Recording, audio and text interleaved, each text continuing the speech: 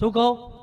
માથું ખંજવાળે કદાચ ઉકેલ ના મળતો હોય ભાઈ, અને નાભીની કગર લઈને કદાચ ઝાલા પોકો ને ભાઈ, અને જો કદાચ ઘરે પોકો ને કદાચ એ જોડાના હગડે હગડે વાહે પોકું ભાઈ, અને એ કદાચ એ રોગને બાયણાની અંદર જ જો ના દબાઈ દો તો એટલે અમારું ભાલ પરગડે હળવું નકામું પડે.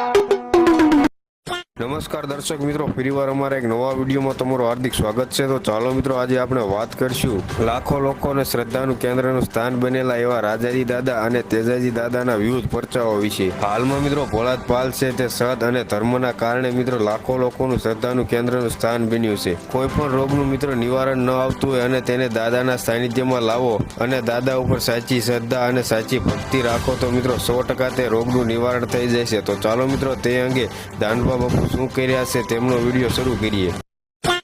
કદાચ પિન્ટુભાઈ રાતે રખડતો રખડતો 2 વાગે મંદિર આવ્યો હોય ને ભાઈ, તોય હું બેહી ગયો છું ભાઈ. શું કહું ભાઈ? ઝાલા રોગ કદાચ ઘર કરી ગયો હોય, હું ભગવાન છું આવું તો કહેતો નહીં ભાઈ. શું કહું ભાઈ? પણ મેં તો ભગવાન કોઈ દી જોયો નહીં ભાઈ ધૂણવા વાળાએ.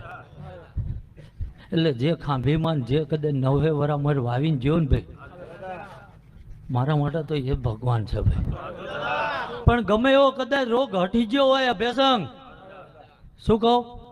માથું ખંજવાળે કદાચ ઉકેલ ના મળતો હોય ભાઈ, અને નાભીની કગર લઈને કદાચ ઝાલા પોકો ને ભાઈ, અને જો કદાચ ઘરે પોકો ને કદાચ એ જોડાના હગડે હગડે વાહે પોકું ભાઈ, અને એ કદાચ એ રોગને બાયણાની અંદર જ જો ના દબાઈ દો તો એટલે અમારું ભાલ પરગડે હળવું નકામું પડે. ઝાલા અને જો કદાચ રાત દાડો કદાચ આને ફેરવી છે ને ભાઈ, હું તમને કદાચ સીંધવાનું કહું અને ધરમ મારવા ધોડે તો એ માળા ફેરવાય નહીં ભાઈ. શું કહું ભાઈ? પણ કદાચ રામ રામ કરીને જો કદાચ એનું રટણ કર્યું છે ઝાલા, કાલ મારી પ્રજાનું શું થાય આવું મેં જોયું નહીં હોય ભાઈ. અભ્યાસંગ રાત દાડો કદાચ કાળી મજૂરી કરીએ છે ભાઈ. શું કહું છું ભાઈ? ઝાલા આ કદાચ આ શરીરમાં લોહી દોડતું હોય ને તો એ મજૂરી નહીં છે ભાઈ. કોઈનો ચારાનો મેં નહીં લીધો ભાઈ. શું કહું? અને મને કદાચ બહુ ભાવ થાય તો એના ઘરની સા પીવું ભાઈ, અને કદાચ એ સા પીવું ભાઈ, અને જો કદાચ 3 પેઢીના દુઃખ મારો ભગવાન ના કદાચ ગળી જાય સા ના પીવા ઝાલા.